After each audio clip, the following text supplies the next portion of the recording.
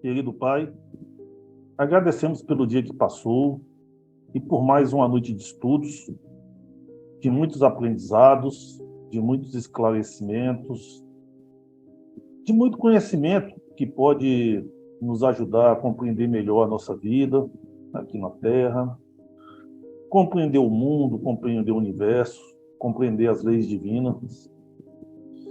E que hoje, Pai, possamos tirar o máximo proveito daquilo que for nos trazido,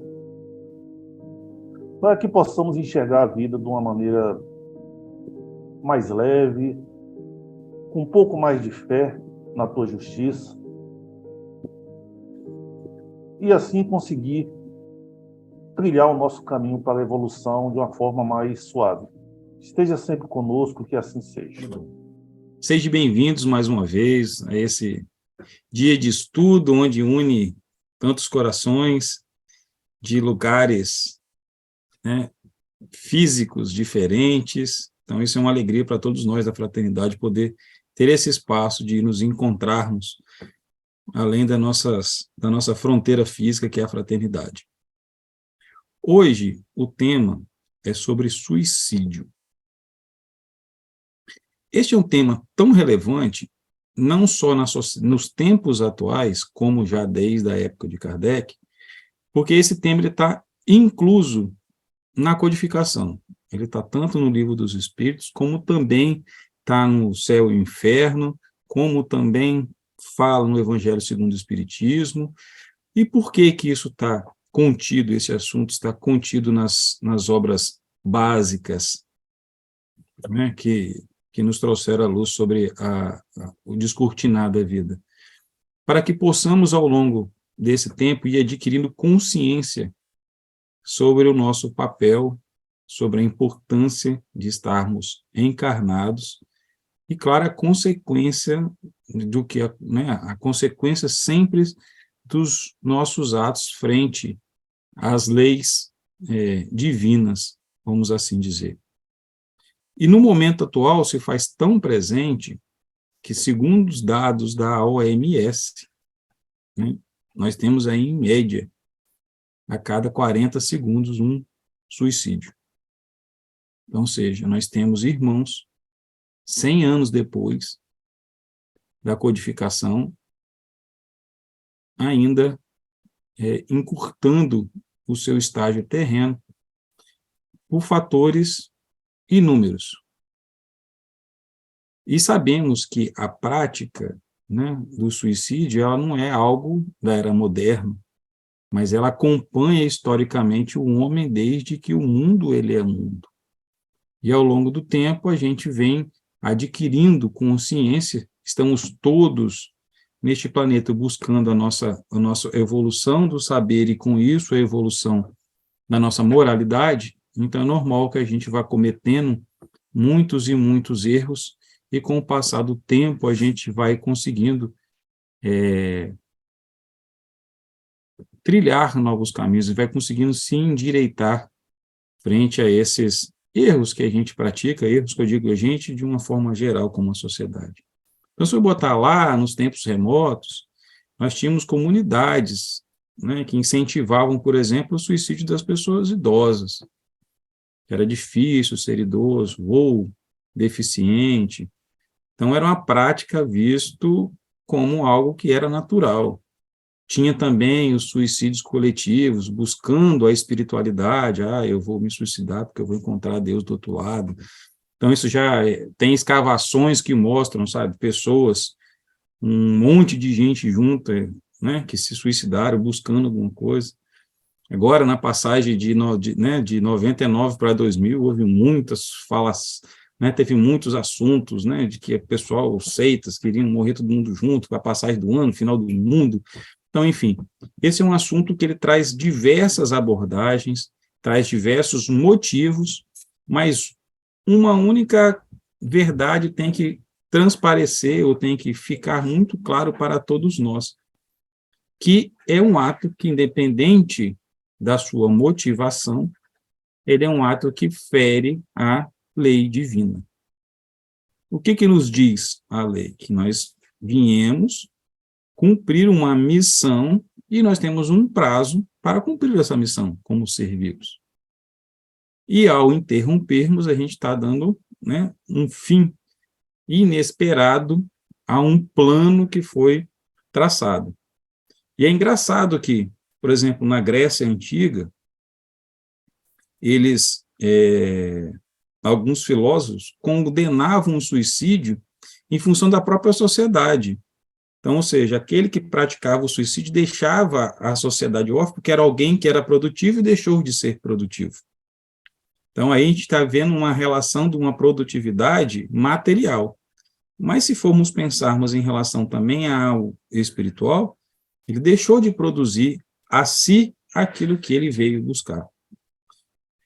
Então, nesse aspecto, né, sobre a nossa determinação, sobre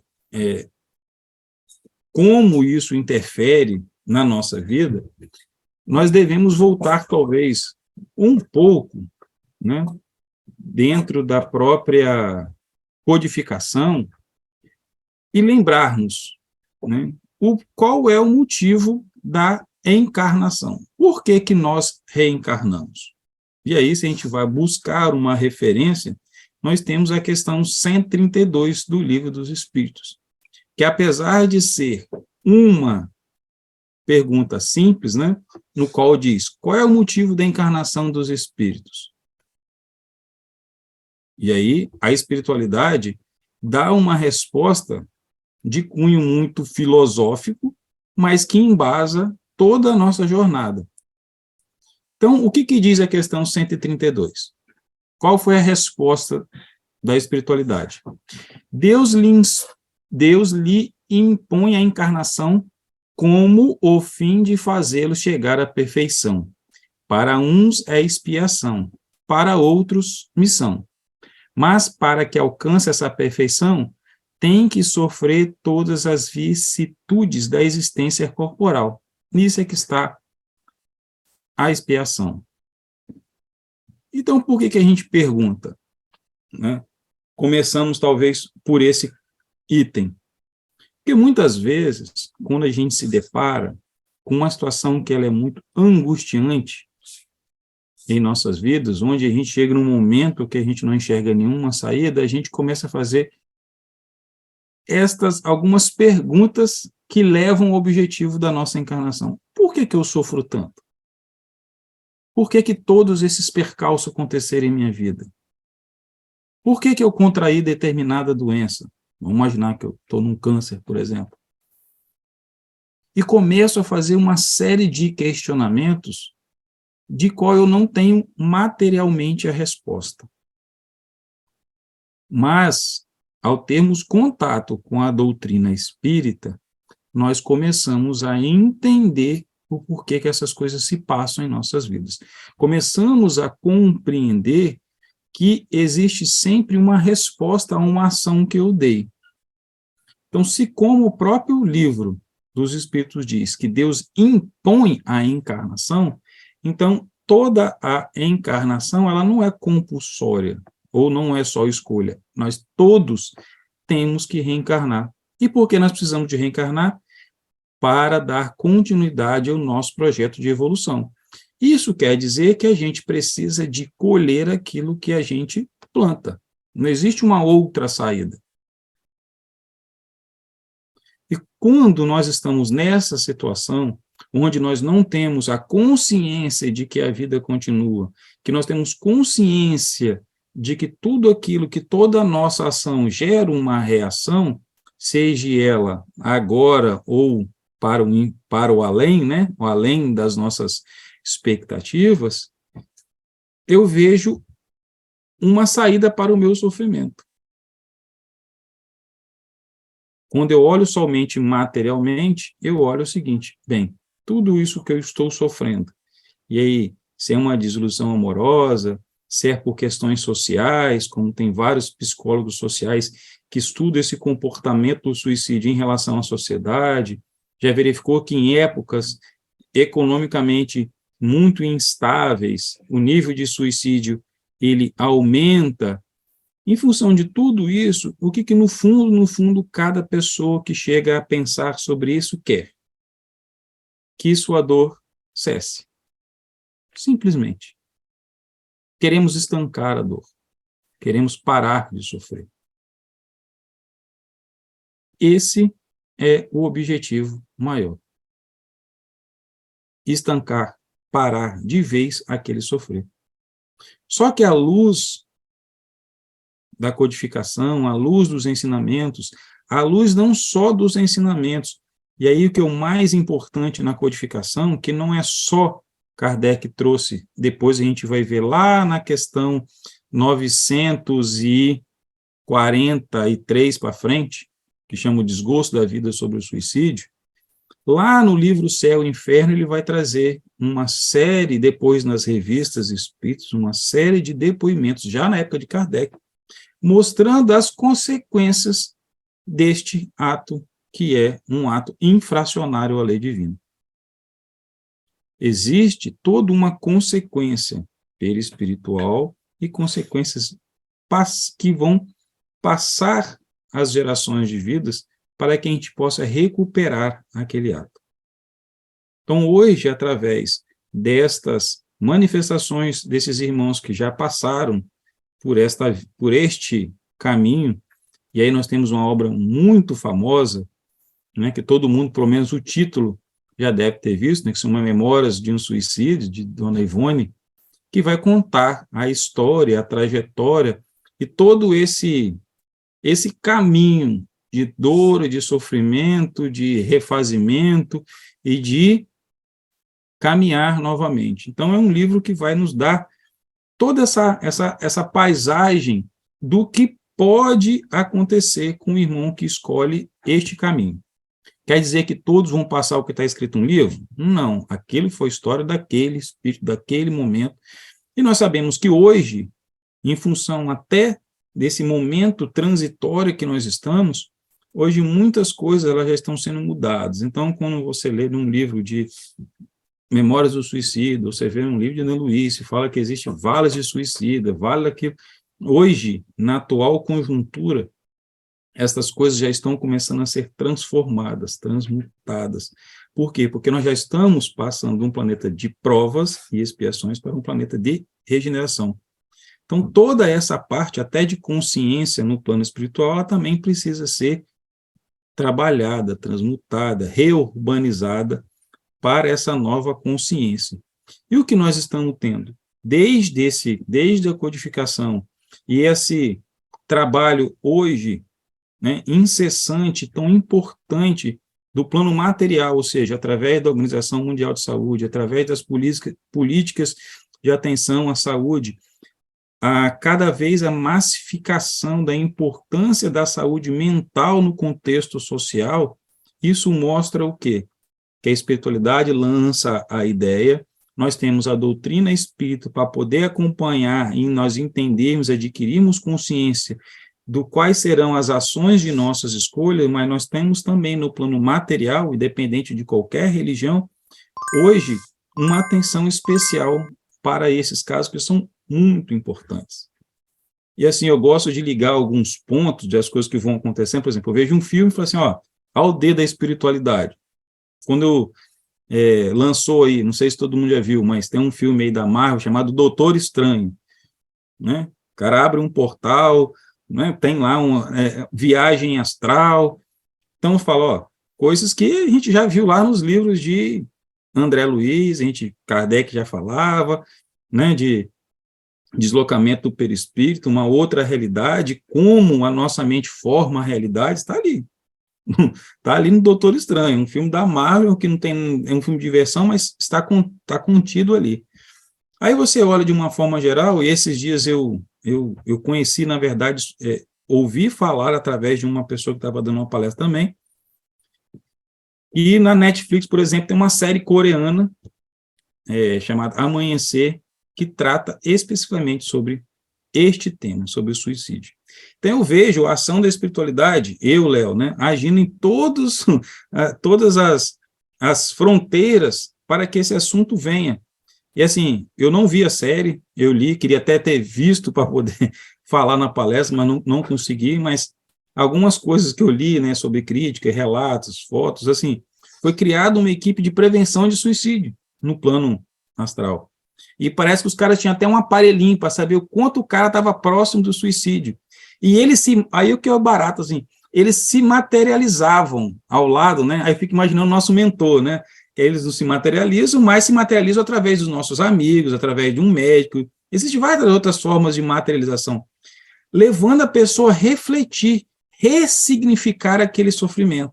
E, na verdade, quando a gente olha a doutrina espírita, se for olhar, talvez, o que ensina lá, vai ver que tem muita coisa que está totalmente interligada, apesar de ser um filme, talvez, coreano, eles não acreditaram da forma como a gente lê a doutrina espírita. Mas, de uma forma geral, mostra o tempo todo, e aí vou ligar a série com Jesus, né? O que Jesus falava?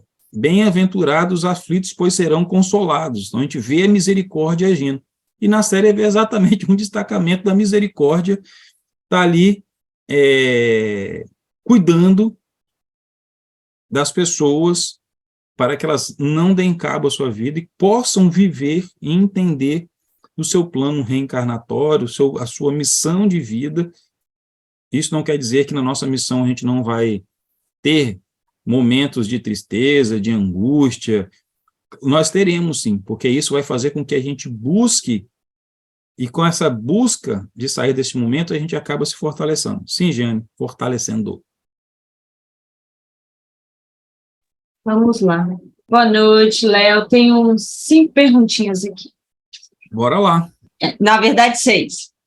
Mas antes, queria falar que eu assisti a série e é maravilhosa.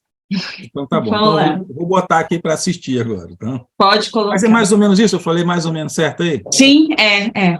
Muito, muito, muito. Vamos lá. Primeira pergunta, até tem a ver com isso, né? Você comentando sobre a questão da série, né? Deles tinham esse aparelho para saber essa questão da pessoa querer cometer. Aí a pergunta é o seguinte: quais são os fatores de risco que podem levar uma pessoa ao suicídio?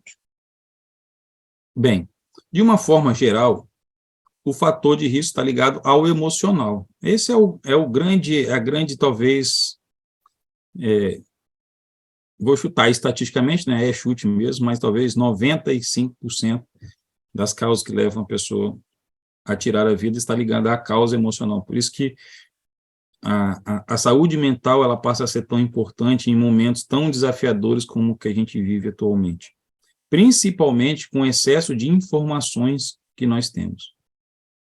Talvez, há 100 anos atrás, a gente lia um livro, esperava uma carta, as coisas no mundo aconteciam, a gente levava um tempo para poder saber, e nem no mundo, muitas vezes de uma cidade para outra, né? Dentro do próprio país, dentro do próprio estado. Hoje tudo é muito conectado. Então vamos pegar o exemplo da internet, por exemplo. Hoje a gente vê aí, como todo mundo está conectado às mídias sociais, rapidamente uma pessoa ela é crucificada, por qualquer motivo que seja. Você tem milhões de pessoas que entram, e eu fico assim muito ainda entristecido com essas atitudes, quando a gente vê casos de racismo, homofobia, uma pessoa tem lá, posta um negócio na sua rede social, o cara está lá quieto, para os amigos dele, entra um cara que não tem nada a ver, atravessa, começa a ofender, e o que leva um ser humano a entrar na vida do outro e lançar esse tipo de ofensa? Então, ou seja, essas coisas hoje elas estão e geram um impacto muito grande, porque hoje, antes uma pessoa poderia falar, hoje muitos. Então a gente vê, nós tivemos aí, vou falar de uma forma que correu na mídia, teve um tempo atrás aí, num programa de televisão, alguém falou mal de outro alguém, daqui a pouco estava todo mundo falando mal daquela pessoa, e a outra vem. Então, você imagine aquele ser humano que está ali recebendo toda essa carga, não só do que está escrito, do que ela consegue ler e como ela interpreta aquilo, mas também nós sabemos do campo vibracional, do campo energético que possa circundar essa pessoa. Então, nós temos aí 2 fatores. Esse fator é o fator emocional, de como a gente está reagindo, e quanto a gente está preparado, e quanto a gente tem base de estrutura para suportar isso. E segundo, o que a gente não pode deixar de lembrar que existe também todo um processo, vou falar energético, mas é um processo espiritual, que acaba ainda me lançando mais, muitas vezes, a esse abismo de angústia, de tristeza, de sentimento, essa parte mental, que é o que advém do plano espiritual. Então, seja, a gente temos que lembrar que a gente se afiniza por pensamentos, então, automaticamente, a partir do momento que eu passo muito tempo cultivando isso, eu vou gerando um ambiente energético que vai ser como um imã, vai atrair outros que vibram naquela mesma relação, e ainda tem aqueles que ainda querem dar um empurrão para que eu termine do abismo. Então, é muito importante a gente se atentar a isso e começar a prestar atenção no que a gente está sentindo, o que a gente está pensando, o que a gente está lendo e o que a gente está dando de importância ao comentário dos outros em relação a gente, de uma forma geral. Então, nunca foi tão importante a gente ter essa relação do auto-amor, do auto-perdão, da auto-compaixão, que é, que a gente possa se conhecer, a gente possa amar como nos momentos atuais. Sim, Anderson. Nessa pergunta que foi feita aí sobre os fatores, os fatores de risco, eu estava estudando um pouco sobre o tema hoje à tarde, e aí três motivos me chamaram a atenção do que leva a pessoa a fazer o suicídio, O primeiro seria o desgosto da vida, e aí o texto que eu estava lendo, e eu até concordo com ele de certa forma, fala muito sobre que a pessoa que tem desgosto da vida, normalmente, esse desgosto nasce da ociosidade ou da falta de fé, ou então a gente está com saciedade, ou seja, a gente tem tudo na vida, O outro caso é o desespero, a pessoa que ela toma aquela ação instantânea no momento em que ela está desesperada, e o terceiro caso que me chamou a atenção é a pessoa usar como fuga, ou seja, ela não consegue suportar as misérias da existência, A palavra que ela utilizou foi essa. Só queria acrescentar isso aí para complementar o que você disse. Obrigado. É isso aí. E aí, quando a gente olha isso, o que a gente teria que... O que seria o antídoto para tudo isso? Como que eu sairia aí... qual foi o... Anderson, repete os três para mim que você falou. O primeiro o primeiro é o desgosto da vida, o segundo a fuga, o segundo fuga e o terceiro o desespero. Desespero. Então, o que acontece? Nós temos, e nisso aí, e é por isso aí um dos objetivos da nossa encarnação, exatamente em escalas diferentes, nós vamos passar por esses três aspectos, muitas vezes desespero, falta de fé. E o que leva a gente a se distanciar disso? Exatamente a distância que a gente tem de Deus. É nos distanciarmos ou não ainda acreditarmos, e a gente está nesse processo de exercício da nossa fé, de que se eu vim à Terra, e aí a única forma da gente adquirir essa consciência de que nós somos seres transitórios, e aí as duas únicas certezas que nós temos na vida é o nascer e o morrer. Congelou para mim. Está congelado, gente? Não, pode continuar. Então tá. As únicas duas certezas que nós temos é nascer e morrer. Essa é a certeza quando a gente chega no mundo. Nasci, eu vou ter certeza que eu vou morrer. Mas nós precisamos ter a certeza, exercitar, e esse é o papel da gente toda vez que a gente reencarna, também é fazer o exercício da nossa fé. E aí, a gente vai exercitar a nossa fé também através do nosso exercício de buscar o saber, como nós estamos fazendo agora. Então, quando eu pego, por exemplo, eu acredito na doutrina espírita, vou lá, leio o livro dos espíritos, eu vou lá, começo a ler o Evangelho segundo o Espiritismo, aí eu vou lá. E aí, para mim, como que eu poderia dizer? O grande lugar, que eu poderia buscar essa fonte, de eu compreender, está no Evangelho segundo o Espiritismo, no capítulo 5º, Bem-aventurados aflitos. Lógico que todas as bem-aventuranças vão nos levar, mas quando a gente fala de aflito, é tudo que a gente vive hoje. Então, como o Anderson trouxe, nós trazemos ali isso e juntar tudo a quê? Aflição. E quando a gente adquire a consciência de todas as nossas aflições, ela tem uma raiz que está ligada às escolhas que eu fiz, eu passo a buscar formas de superá-la. Então, no capítulo 5º, ele vai falar sobre todas essas vertentes que nós temos e que a gente precisa de compreender, que serão exatamente o quê? O alicerce para a gente compreender essas aflições. Então, tudo o que acontece na nossa vida, como o próprio texto evangélico diz, né, causas atuais das aflições, elas vão ser duas, sempre das que estão presentes nessa vida ou fora desta vida, mas todas sobre minha responsabilidade. Então, começar a acreditar sobre, e tomar para nós, primeiro, tomar para nós a consciência e a responsabilidade de que nós estamos colhendo fruto de nossas escolhas dessa ou da outra vida, mas termos a certeza que nós temos um Pai misericordioso que vai nos dar todas as ferramentas para superar. Então, o exercício desta fé, o exercício desse amor, de compreender esse amor, ele vai nos dar base para que a gente não caia nesta fuga e de acreditar que ao tirar a minha própria vida, eu vou parar de sofrer. Deixa a Jane fazer as próximas perguntas para que a gente dê continuidade.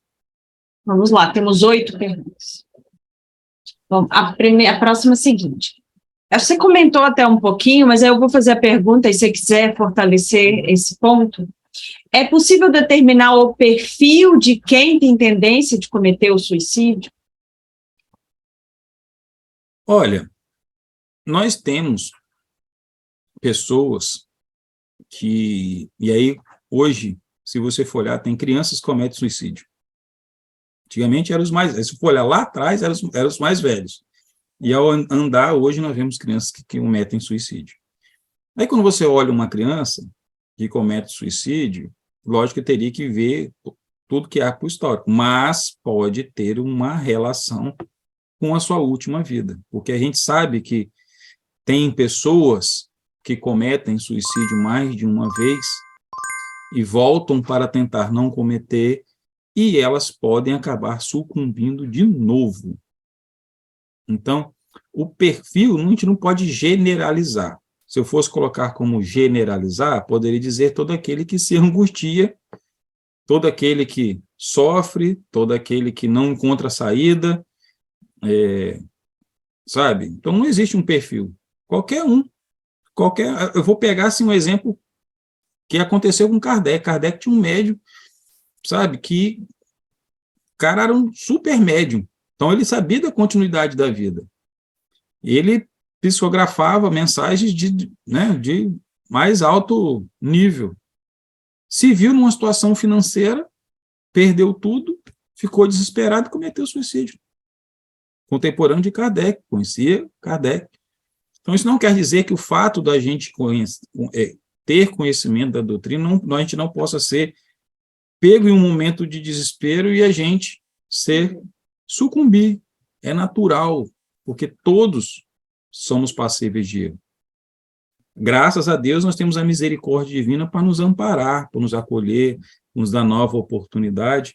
Então, o perfil é aquele que sofre e muitas vezes se encontra sozinho para lidar com a sua dor. Então, por isso que eu vejo hoje essa questão da política de saúde, política material que eu digo, através das secretarias de saúde, municipal, estadual, federal, mundial, para fazer com que as pessoas se conscientizem de buscar ajuda. Então, por exemplo, no momento de pandemia, você não tem como você traçar um perfil, né? Mas o perfil é daquele que sofre, daquele que ainda não tem muita base. Então, eu poderia dizer que nós precisamos olhar com todas as pessoas, ser caridosos com todo mundo, compreender e jamais usar ou julgar para aquele que sofre e, eventualmente, faz uma escolha, que é a escolha que a gente sabe que algum sofrimento vai lhe trazer. Nós sabemos hoje, mais uma vez, através de todos os relatos, de que a dor não cessa, ao contrário, ela aumenta. Então, nós devemos ser bem caridosos com aqueles que se mostram, muitas vezes, que aí, até chegar a esse momento, ele também é uma construção, é um caminhar.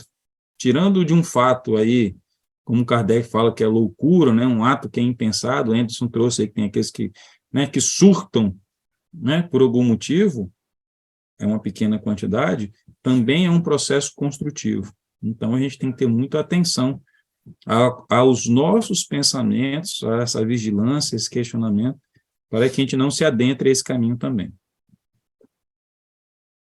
Antes de eu, né, passar para a próxima pergunta, só assim, né, uma observação, você falou, a pessoa está sozinha para lidar, às vezes ela não está sozinha, ela se sente sozinha para lidar com a situação, né, porque às vezes tem pessoas ao redor dela.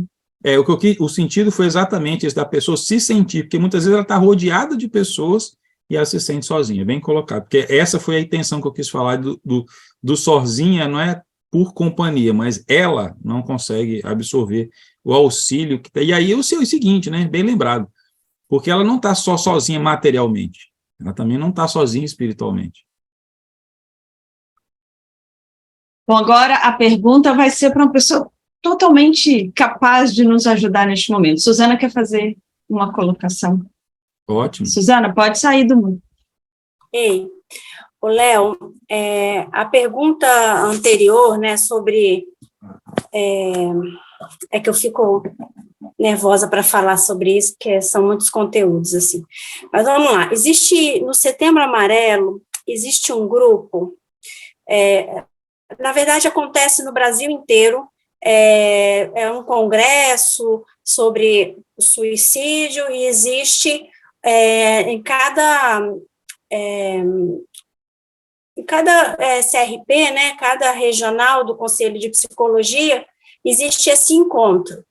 E aí existe, no final do encontro, o encontro dos sobreviventes. O que é isso?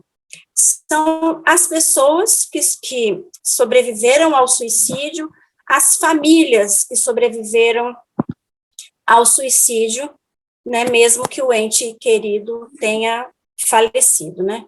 E aí, uma característica que você estava falando, assim, né, de ter tentado um suicídio numa vida, né, numa encarnação anterior e tudo, mas o que a gente vê na família do suicida? Outros casos de suicídio.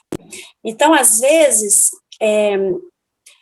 um filho tenta suicídio, às vezes um irmão vai tentar, os pais vão tentar, para, de alguma forma, compreender o que aconteceu para que aquela pessoa chegasse nesse ponto.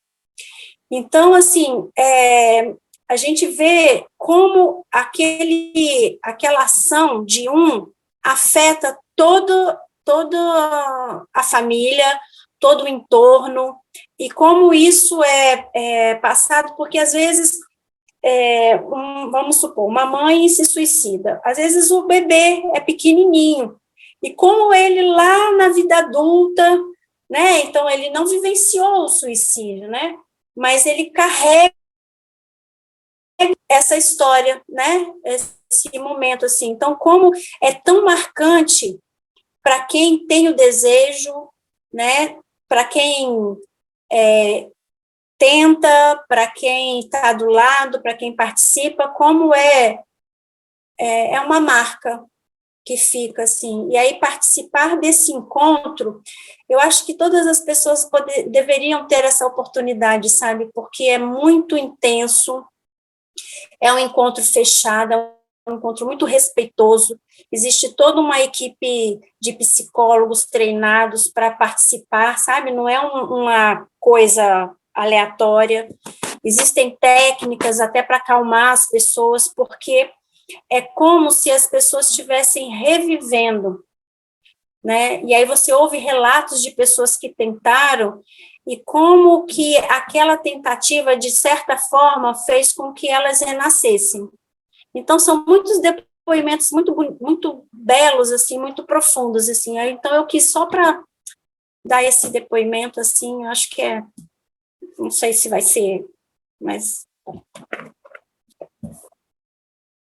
Muito bom, Suzana. Obrigado aí por partilhar isso com a gente, porque quando a gente fala sobre o suicídio, e a gente fala de consequência, a gente fala muito da consequência individual.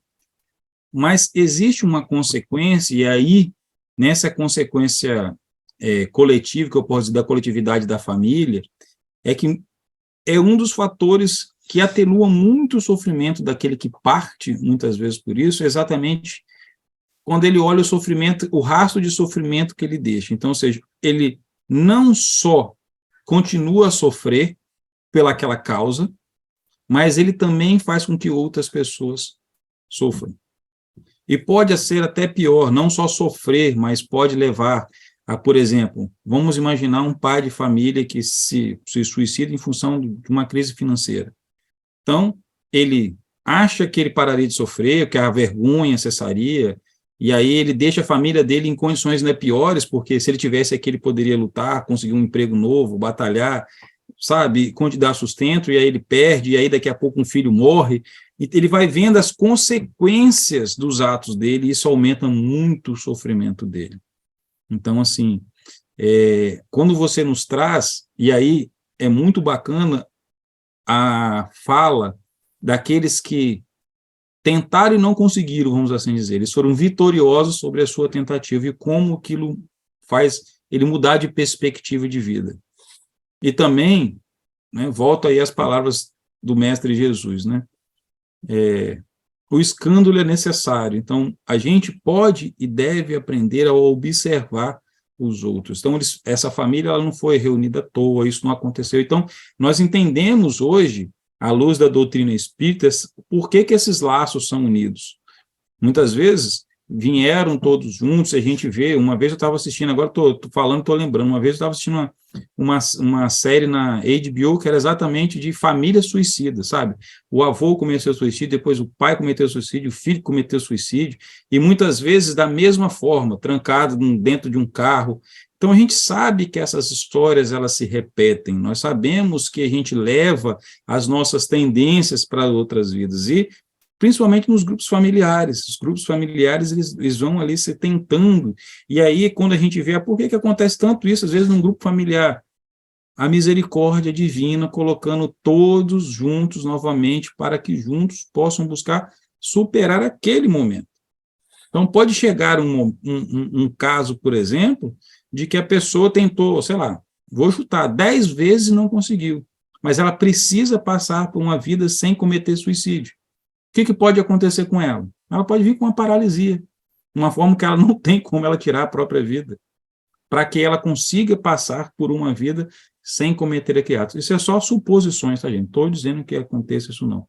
Mas, realmente, a marca que fica nele e nos que estão em volta são marcas que, neste momento, e aí, como você bem disse, precisa de ter apoio, técnica, porque tudo é muito presente, mas a tendência é que com o passar do tempo, e aí pode ser entre encarnações, isso vire realmente um aprendizado, vira realmente conhecimento e gera aquilo fortaleza, para que ele consiga passar ou que possa auxiliar outros depois a passarem por aquilo, porque a melhor forma da gente, como diria Joel, é só um pecador que salva outro pecador. Então, somente quem passa por aquilo, passou por aquilo, tem condições depois de auxiliar profundamente, se conectar, e aí utilizar o termo empatia, né, que é realmente se colocar no lugar do outro para conseguir fazer com que o outro supere aquilo.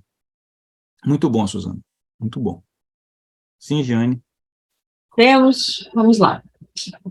Toda pessoa que comete suicídio tem necessariamente algum transtorno mental? Não.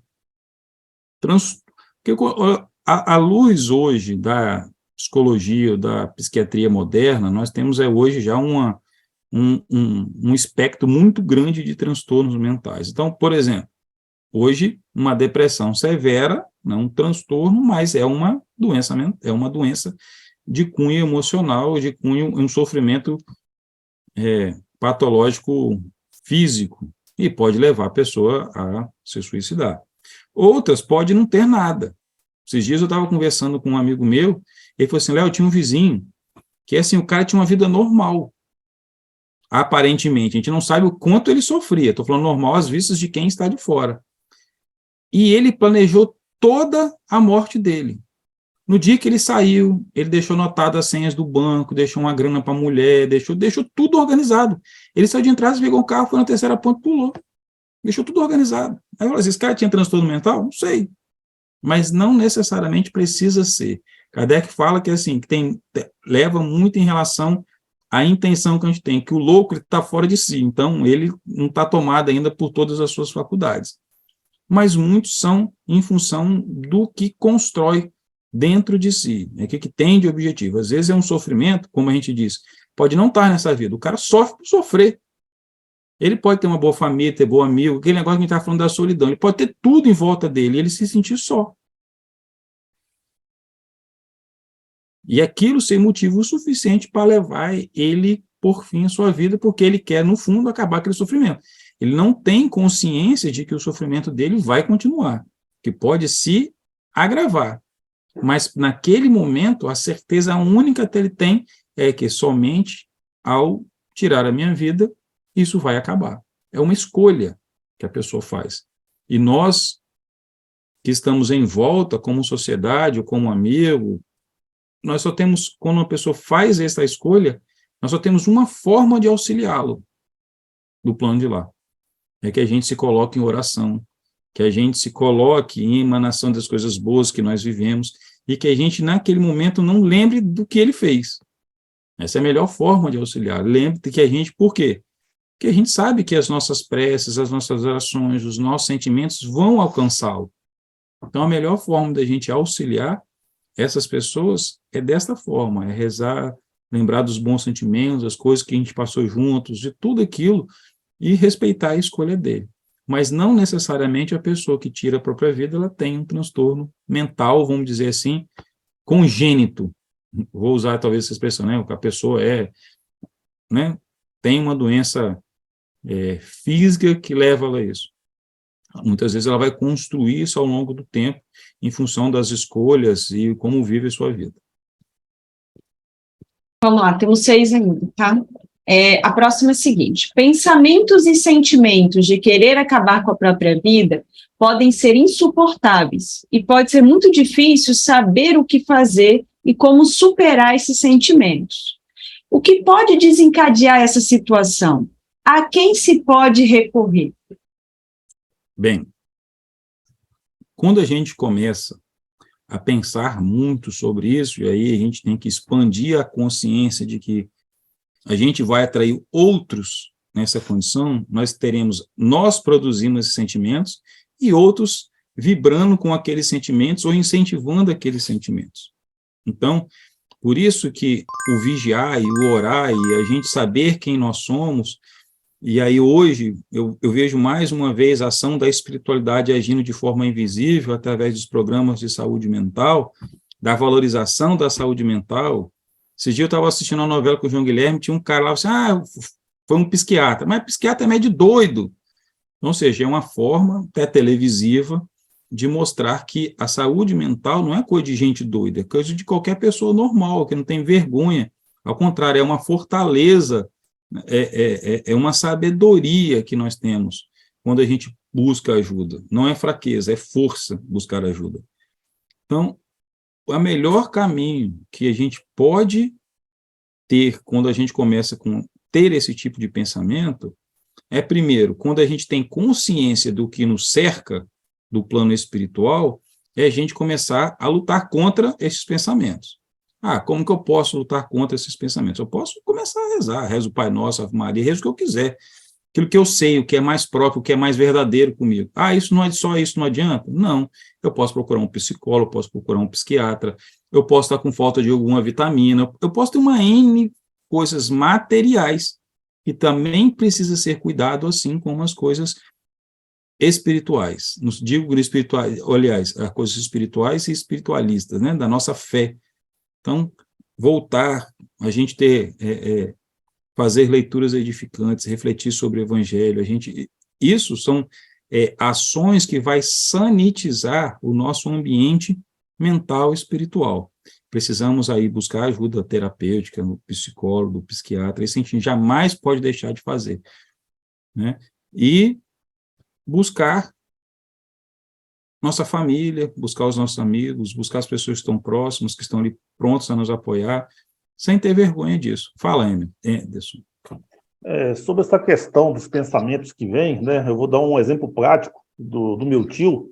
Ele tem depressão e, de repente, ele começou a ter vontade de se matar. Aí ele raciocinou, ele falou, opa, tem alguma coisa errada comigo, estou pensando em me matar. Ele foi e procurou um psiquiatra, e ele tem 30 anos que ele toma remédio para depressão. Mas quando ele percebeu que ele estava querendo se matar, ele foi se cuidar, porque ele percebeu, ele conseguiu raciocinar que havia algo errado com ele, né? Muitas vezes tem gente que às vezes se deixa levar, ele ainda teve essa força de falar, não, opa, tem alguma coisa errada aqui comigo, e aí eu preciso tratar disso. Ótimo exemplo, está vendo? Aí, como que é a gente se perceber? Como é a gente se conhecer? É extremamente importante hoje, quando a gente fala de autodescobrimento, a gente autoconhecimento, exatamente é se policiar nesses pequenos pensamentos de coragem. Então, ou seja, essa ação dele, aí existe na medicina material, o apoio para poder fazer isso, buscar 30 anos, que se não tivesse dado atenção, talvez 30 anos que poderiam não ter sido vividos e ter experienciado as coisas que precisavam. Então, assim, fantástico a colocação, eu acho assim, que é um depoimento muito marcante para todos nós quando a gente pensa, né, esses pensamentos, né, atravessados, né, populam nossa mente, a gente buscar ver que, opa, tem realmente uma coisa errada. Muito bom, Anderson. Sim, Jane. Antes de eu fazer a pergunta, se me permitir falar uma coisa assim, eu acho importante, como a Anderson colocou, quando vem isso, mas eu acho que também é importante a gente fazer isso preventivamente. Porque muitas vezes a gente fala assim, vou no psicólogo quando vier um pensamento assim, eu acho que a gente tem que tirar da cabeça que psicólogo é só para tratar uma coisa pré-estabelecida que eu reconheci, às vezes é para prevenir que eu não chegue a esse ponto. Né? Então, eu acho que é um processo de trabalho mental que a gente deveria fazer preventivamente, né? Mas vamos lá. Pergunta é o seguinte, agora, saindo um pouquinho do que você está colocando, a pergunta foi, como é visto o suicídio não intencional? A falta de cuidado consigo, né, aí no caso, alimentação, vícios, quando o acidente é provocado porque eu só ando em alta velocidade, como é que a espiritualidade vê isso? Ótima pergunta. Por que a gente fala do suicídio do intencional?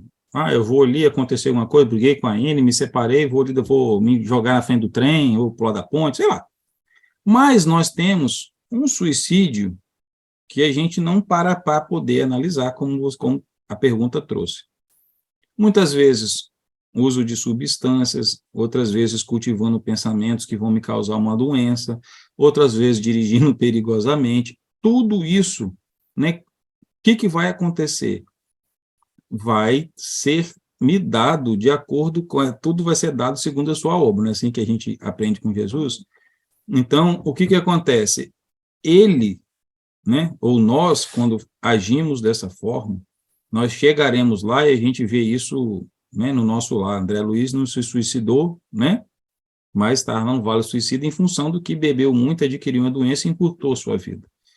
Então, essas são responsabilidades. Nós temos uma lei que ela é muito clara, né, que ninguém pode tirar, né, ou tomar, né, antecipar a sua partida. Então, todas as ações que nós temos e que antecipem essa partida, ou seja, desgastem a nossa quantidade de energia, que fere o nosso corpo, que possa antecipar, nós temos sim a responsabilidade. E aí, o que vai cair sobre mim? O peso da minha... Aí tem ali uma conjunção de fatores, tem os atenuantes e tem os agravantes, né? Então, ou seja... vai de acordo com a minha intenção, vai ser a quantidade de coisas que eu fiz antes, o que eu vou fazer depois, mas uma coisa é certa, nós teremos que reequilibrar. O universo ele é todo baseado em equilíbrio, Não existe coisas fora do lugar. Então, toda vez que eu causo um desequilíbrio, eu vou ter que arcar com aquele desequilíbrio.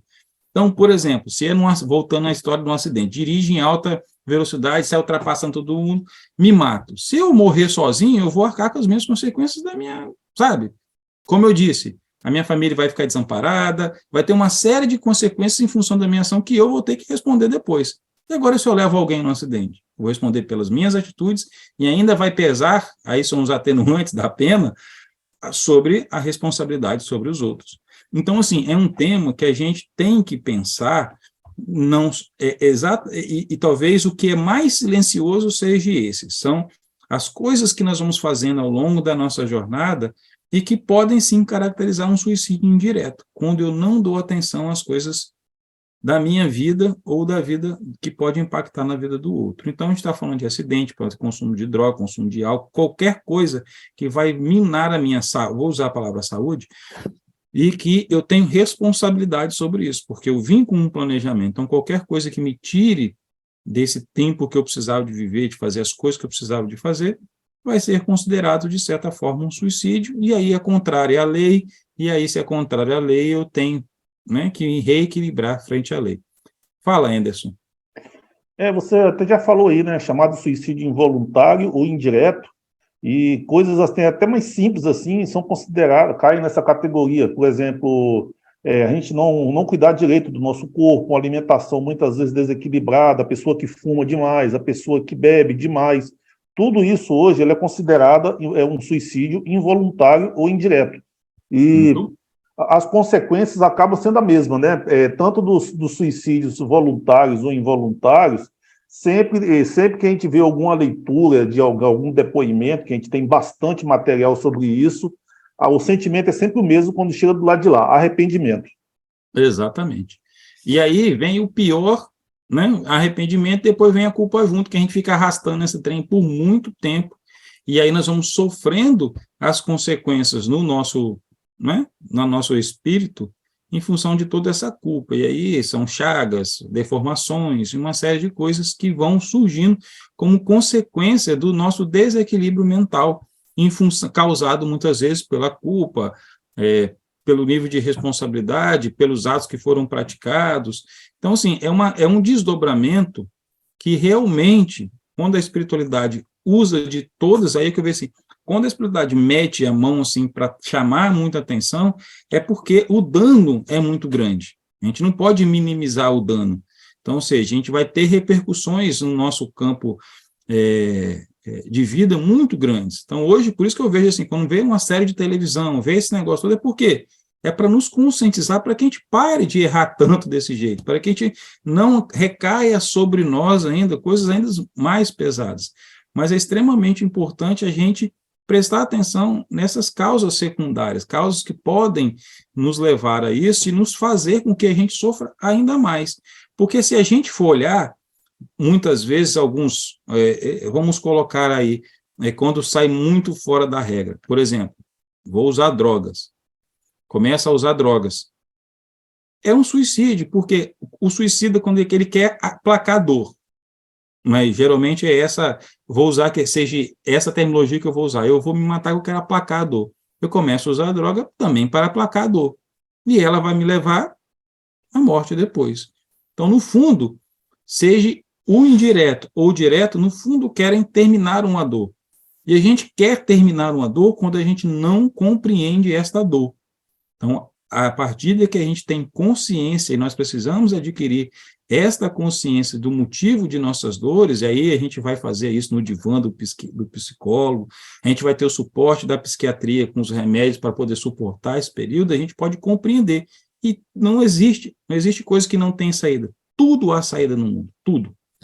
Então, é por isso que é extremamente importante a gente falar sobre isso, falar das consequências e falar também que existe a misericórdia agindo não só depois, mas principalmente nestes momentos que nós estamos aí à beira de cometer um ato que a gente vai se arrepender muito, mas essa misericórdia está presente o tempo todo em nossas vidas.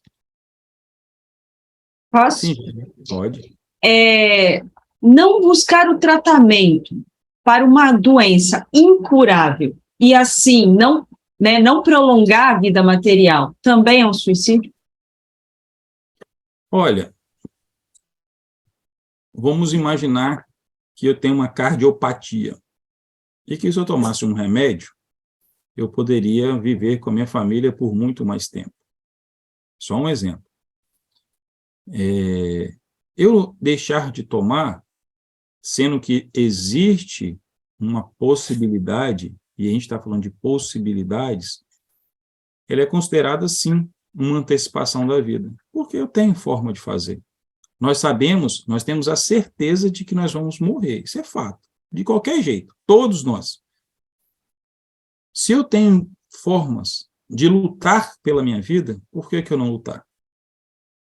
Muitas vezes o que eu vou precisar aprender é exatamente nesse processo de busca da cura. Eu tomo um remédio, eu busco é a busca, é a intenção. Então, se eu deixo de tem uma doença e eu vou simplesmente desistir da vida, eu estou desistindo de viver. Cada caso é um caso. Mas sim, Jane, pode não, que eu acho que esse caso, eu não sei se talvez foi a intenção de quem fez a pergunta, é que a gente vê muito isso quando o tratamento traz, por exemplo, dor, traz grandes dores físicas para a pessoa, e muitas vezes ela prefere viver o pouco de tempo que ela tem, né, sem esse peso, sem estar preso num hospital, e sim na sua casa. Então, ela vai viver menos, mas vai sofrer menos com um tratamento para prolongar um pouco de tempo a mais. Eu acho que talvez também tenha sido a intenção da pergunta.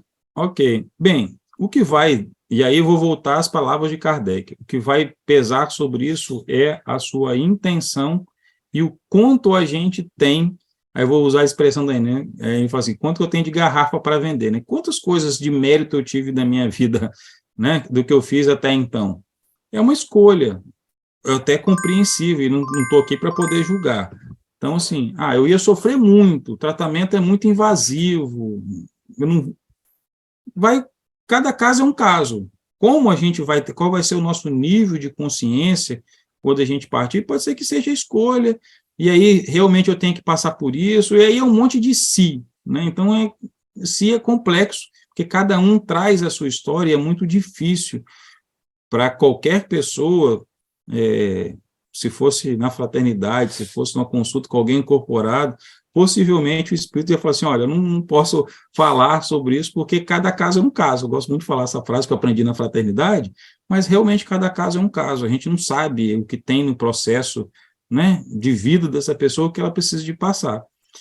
Talvez o mais importante é ela entender, como diz lá numa parte, é o bem sofrer, né? Eu entendi, sei que esse é o meu destino, eu não vou me revoltar contra isso, aí volto a dizer, a intenção, como ela aceita aquilo.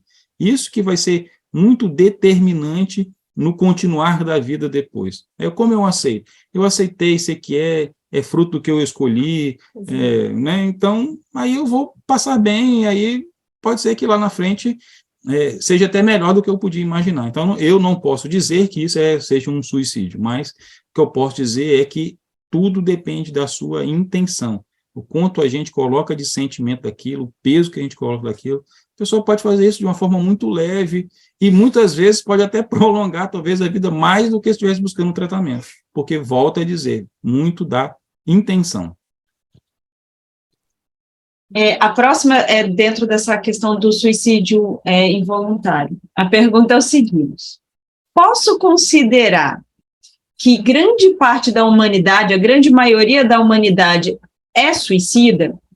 Por questões emocionais, temos atitudes várias que nos levam à morte precoce, como fumo, álcool, drogas, comida em excesso, etc.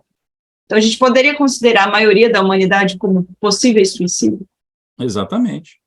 Por isso que esse tema é tão em voga na humanidade como um todo, porque aí vou trazer a fala do Anderson como meu apoio. Nós temos aí muitas coisas, até simples, consideradas como suicídio indireto. E a gente se mata todo dia. A gente se mata quando a gente começa a fazer o processo de julgar o outro.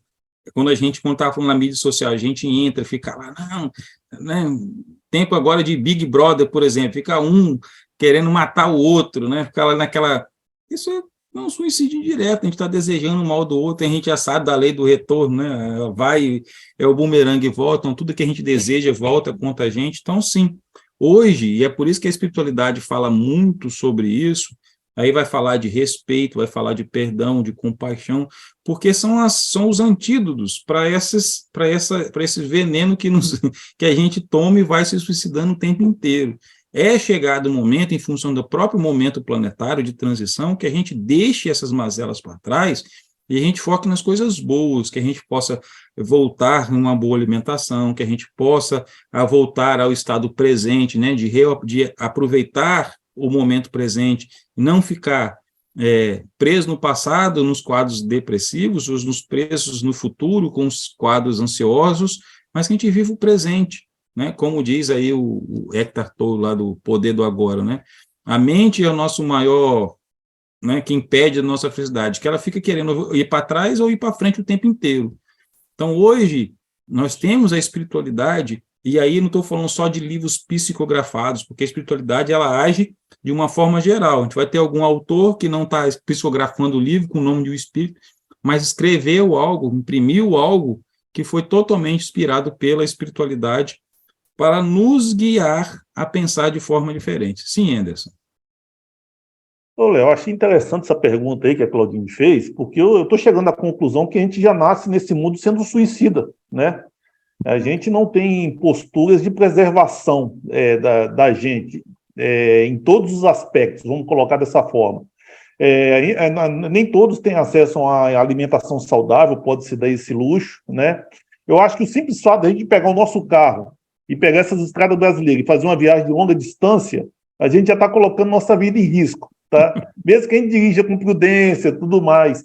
Então, a única maneira, talvez, da gente não ser suicida, né? E aí eu acho que nem dessa forma, é ficar em casa ou tentar seguir à risca tudo aquilo que a gente possa evitar de risco para a gente. Né? Eu acho que na nossa vida hoje aqui, a gente tenta amenizar a nossa situação aí, fazendo trabalho da caridade, do amor próximo, mas mesmo que às vezes a gente faça esse tipo de coisa, eu acho que a gente ainda acaba descuidando de outros aspectos da vida, entendeu? Então, se você puder falar um pouco sobre isso aí, eu até agradeço, mas eu estou chegando à conclusão que a gente já chega nessa vida sendo suicida. A gente não pode generalizar, porque senão a gente não vive. O negócio assim, não vou sair de casa para não me matar. Pronto, aí impediu a gente de viver. Volto a dizer, a gente precisa de começar a tomar consciência. Aí, Anderson, você tem razão. Quando a gente toma consciência que nossas atitudes podem ser sempre de suicídio indireto, então eu começo a buscar uma nova forma de encarar a vida, uma nova forma de pensar. Eu acho que talvez a grande palavra que eu poderia deixar essa noite é consciência. A gente começar a ser consciente verdadeiramente das nossas escolhas. Entender quais são as consequências das nossas escolhas. Porque é só a partir da consciência, e a gente toma consciência a partir dos eventos que acontecem em nossa vida. Então, por exemplo, eu tomo um susto, vem aí de uma vida de noitadas, bebendo, e daqui a pouco eu vou lá e minha pressão sobe. É um aviso, você pode mudar de rumo. Né? Então, ou seja, a vida está me dando uma oportunidade de mudar. Então, nós precisamos de viver. Nós, voltando a por que a gente encarna? Porque a gente precisa de passar pelas nossas provações. Não tem como a gente evoluir sem que a gente encarne. É uma lei divina, é uma imposição. Então, aí, a gente não tem livre-arbítrio em relação a escolher a não encarnar. Temos que encarnar. Então, ou seja, agora, nós temos que ter consciência de fazer isso de sempre da melhor forma. De uma forma geral, quando a gente olha de uma forma distante, realmente, a sociedade toda tem um comportamento suicida o tempo inteiro. Má alimentação, não dormir, essa questão de você buscar o sucesso o tempo inteiro, e aí você destrói sua família porque você precisa de trabalhar, porque você precisa de botar um carro novo na garagem, porque você se... Tudo isso é um comportamento suicida, que vai levar o cara à loucura, e ele pode tirar a própria vida quando ele dá valor. Então, geralmente, quando a gente desequilibra esse fato, por exemplo, quando a gente vê casos aí, quando você tem e isso é analisada pelos psicólogos sociais, onde a gente vê que aumenta o número de suicídios em função da crise econômica, em função da materialidade, a questão de eu acreditar que eu só posso ser feliz com aquele tipo de situação que eu tinha. Eu não tenho mais, eu não, sabe, eu não sei para onde ir. Eu não consigo utilizar-se de uma crise, né, depois quando veio a pandemia, crise, tira o quê, via, né, crie, eu posso fazer todos os percalços, novos caminhos. O que a gente não pode levar ou se abster é de que a vida não vai ter sofrimentos, porque o próprio budismo, né, fala que a gente tem felicidade e tem sofrimento. Essas duas coisas, elas caminham quase que juntas. É como se a gente pegasse aquele desenho do Yang Ying, né, que tem o preto e o branco, um pouquinho de preto dentro do branco, o branco. Nós estamos nesse planeta de provas e expiações para passar por provas. Então, e as provas, elas vão ser provas materiais, elas vão ser provas emocionais, vai ter que vir à tona sentimentos de que eu preciso trabalhar em função da coisa que eu guardei das minhas vidas anteriores, mas o importante é a aquisição da consciência, eu ter consciência do ser que eu sou e do caminho que eu preciso de percorrer. Eu ter consciência de que eu vivo fruto das minhas escolhas. Volto a dizer como texto do Evangelho segundo o Espiritismo. Pode ser de duas causas, das causas anteriores, mas como pode ser causas dessa vida. Tem escolhas, tem coisas que eu estou vivendo hoje que foi em função das escolhas que eu fiz nessa, não foi o Léo anterior que fez isso, não, fui eu nesta vida. Então, a consciência sobre o ser que nós somos, e aí a consciência do ser eterno, do ser que planta e colhe o tempo inteiro, vai nos dar essa dimensão da gente se afastar desse comportamento suicida que a sociedade nos leva de uma forma geral, de que o mundo caminha, para um sentimento de um pertencimento muito particular, muito individual, a minha forma de enxergar o mundo. Eu enxergo o mundo pelos meus olhos, não é por olho de fulano nem de ciclano. Eu tenho a minha consciência. E esse é o momento, né? Quando Jesus diz que o tempo já era curto, é porque já é o tempo da aquisição desta consciência, a consciência do ser divino que eu sou, a consciência de que eu tenho a misericórdia ao meu lado, cuidando de todos os aspectos para que eu supere cada percalço da minha vida, e a certeza de que existe uma justiça que vai colocar em linha as coisas boas que eu faço e as coisas ruins que eu faço. Então, de forma geral, eu vejo dessa forma. Sim, Jane. Qual é o remédio para aquele que conseguiu se suicidar? Boa pergunta, hein? Qual é o remédio? Bem, o que a gente lê nas literaturas, né? Eu posso falar daquilo das experiências que todos já passaram, e o remédio primeiro é não se sentir culpado. Então, ou seja, eu trabalhar aquilo que eu passei, eu olhar aquilo, e aí não se sentir culpado tem a ver com perdão, né? É que o primeiro passo é eu me perdoar. O primeiro passo é eu aceitar que eu sou um filho de Deus, que eu tenho direito à misericórdia divina, que eu tenho direito a reparar o erro que eu fiz, e que eu tenho a chance, que eu terei a chance de fazer isso. Então, quando a gente olha todos, você vai olhar lá no livro da Dona Ivone, quando eu olho um outro que eu li recentemente, eu digo uns 5 anos atrás, que chama Ícaro Redimido, que é a história de Santos Dumont no plano espiritual, que foi um personagem, né, que todos conhecemos e que se suicidou, passou por todos os percalços. E quando a gente olha todas as histórias de todos que passaram por esse flagelo, todos eles, apesar de todo o sofrimento, todos eles conseguiram se recuperar e todos eles tiveram a chance de fazer novas plantações para reequilibrar aquilo que fez. Então, o remédio que tem, acho que o principal de todos, que Jesus já ensinou para a gente, que é o perdão. A pessoa precisa se perdoar. Entender que ele passou por aquele momento, que aquilo não representa quem ele é, aquilo foi um momento, e que ele teve outro N momentos na sua vida que foi superiores àquilo, e que ele vai continuar tendo a misericórdia divina para apoiá-lo frente aos desafios que ele vai ter de reorganizar seu corpo material, seu corpo espiritual, e frente a todas as coisas que ele tem que ter consequências. Então, ele vai ter apoio para poder viver aquilo que ele precisa de viver. Sim, Anderson. Só complementando o que você falou aí, eu estava lendo hoje à tarde alguns textos de depoimentos de pessoas que se suicidaram, né? Tem até uma entrevista, que é um negócio muito interessante, e essa pessoa que ela se suicidou, que por hoje ela considera um motivo fútil, né? Ela quer esquecimento e paz, na verdade, ela quer esquecer o que ela fez e paz, e ela tem conseguido isso praticando o trabalho da caridade, auxiliando outros nessa situação. Então, talvez aí uma das formas, né, o maior remédio para que a pessoa possa esquecer a culpa de repente é ela se colocando em trabalho para auxiliar os próximos, esquecendo os próprios problemas. Assim, e aí o bonito da lei de Deus, né, é que existem, talvez a ferramenta maior que seja o amor, e aí quando a gente coloca um amor em ação, que é trabalhar pelo próximo, a gente vai utilizar, esse amor, ele mesmo vai ressignificar essas máculas, né, na nossa vida.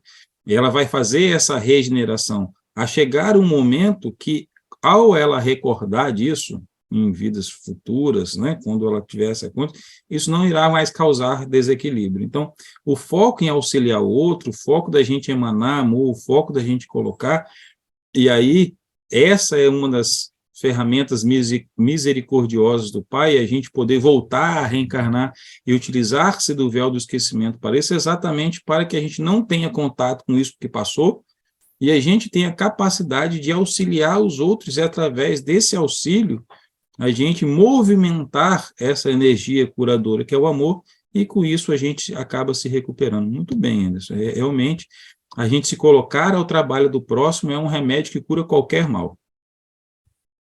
Jane? As perguntas já foram encerradas e agora eu vou fazer a última, tá? E depois você pode, né, colocar o que você quiser e fechar o.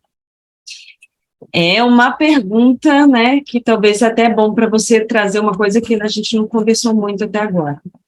No plano astral, ainda existe o Vale dos Suicidas?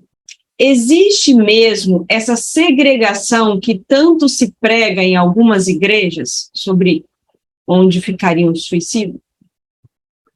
Bem, nós já tivemos, pelas literaturas, e aí estou falando de literaturas mais antigas e literaturas mais novas, vales extremamente povoados por essas mentes. E o que são esses vales dos suicidas? É um lugar, por exemplo, Deus criou um vale do suicida, e todo mundo que suicida vai para lá? Não. Lá é um local que as mentes que estão afinizadas se reúnem.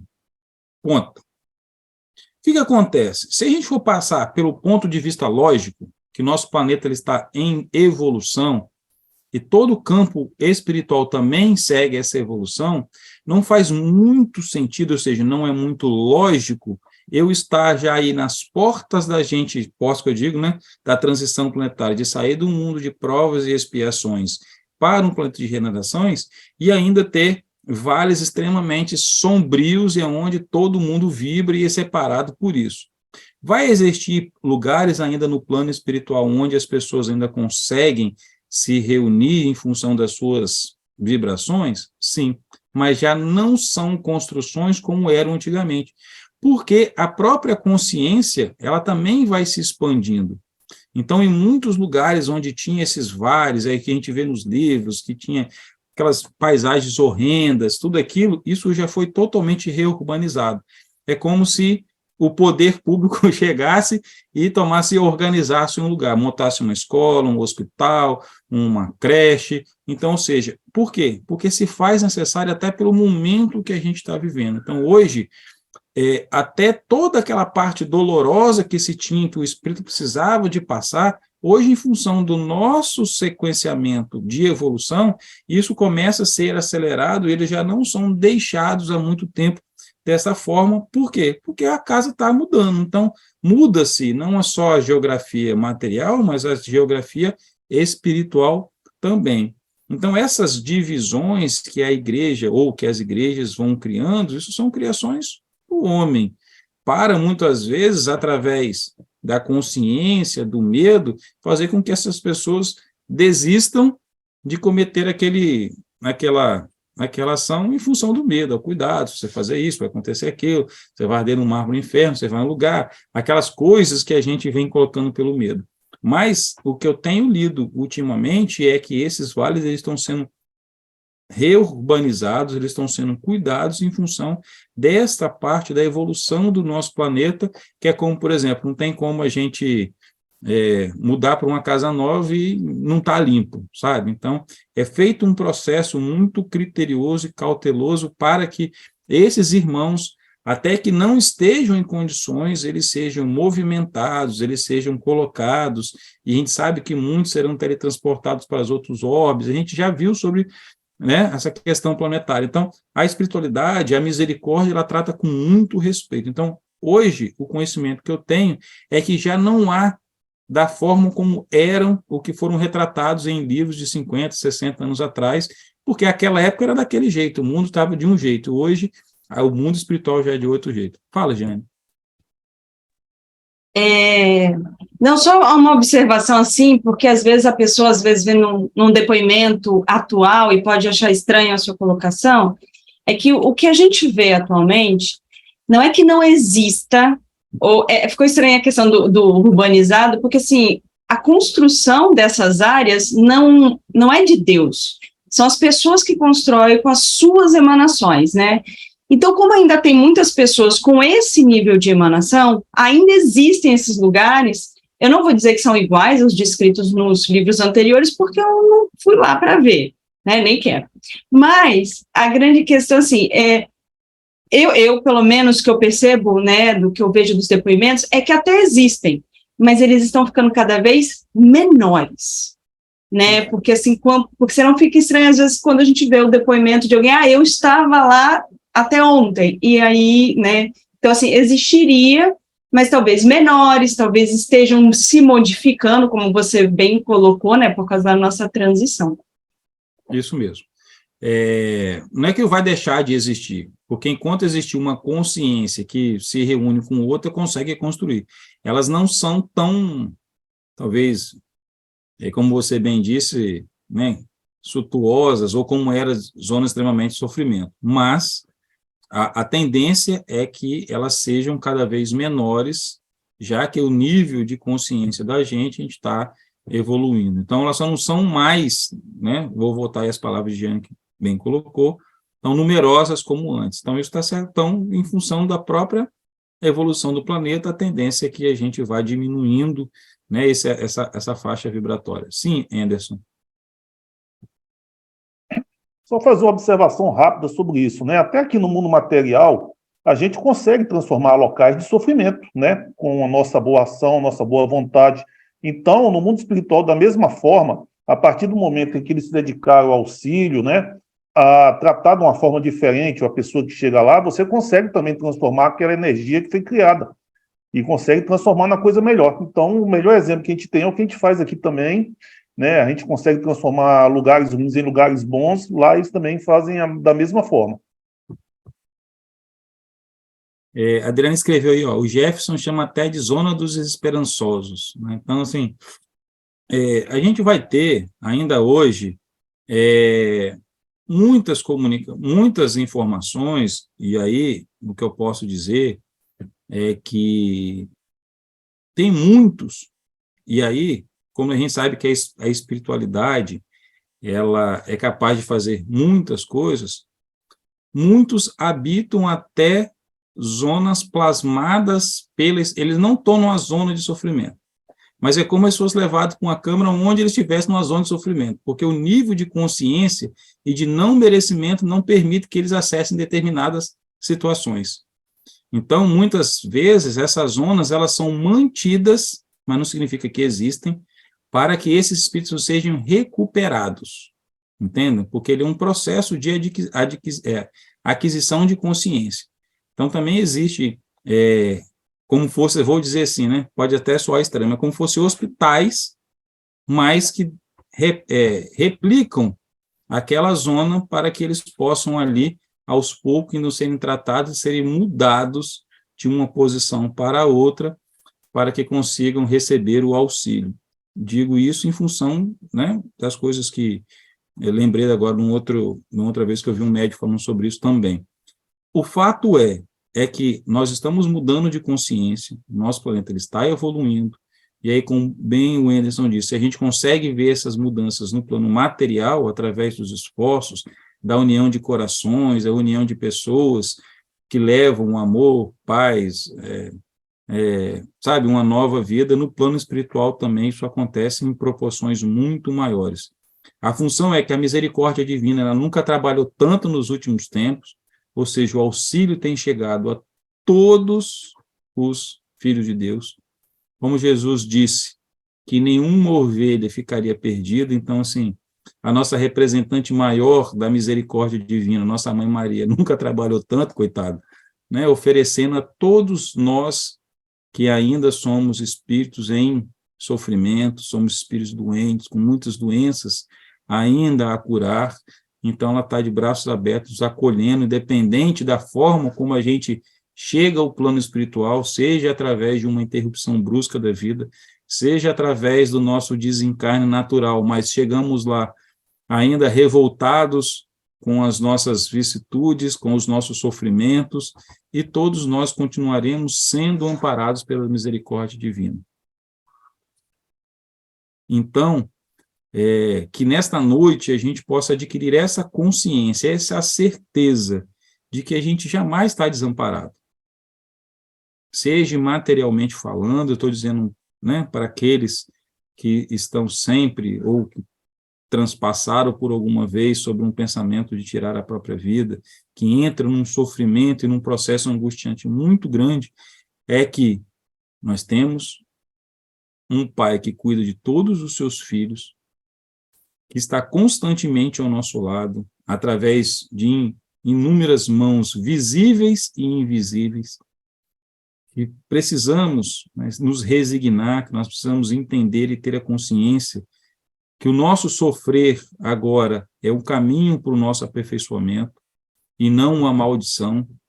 Então, a gente precisa ressignificar, criar consciência sobre o nosso viver, sobre as coisas que a gente passa, que não existe esse mundo perfeito no planeta Terra, né, do nosso nível, que é uma felicidade eterna. A gente terá momentos felizes e terá momentos desafiadores. Para os momentos desafiadores, nós teremos amigos, teremos a literatura, teremos o apoio de Deus, temos a inteligência material através dos tratamentos, das terapias, dos medicamentos.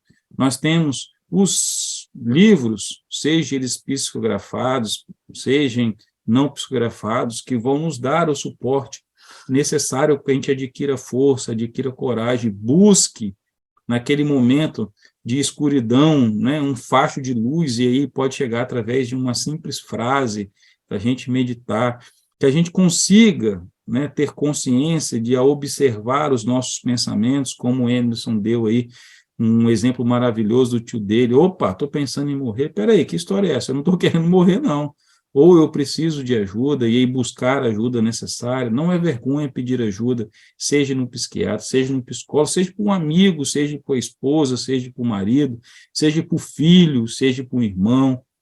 A coragem se mostra em pedir ajuda, e que a gente tenha muita, muita, muita compaixão daqueles que ainda, por não conhecer, né, por desconhecimento, ainda optam por seguir o caminho do suicídio.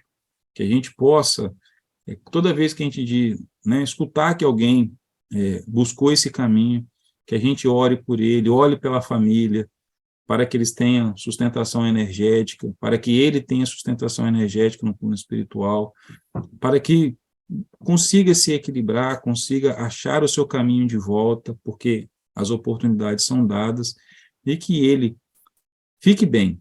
É isso que é o mais importante, que a gente olha e todos escolhem esse caminho com um coração misericordioso e compassivo,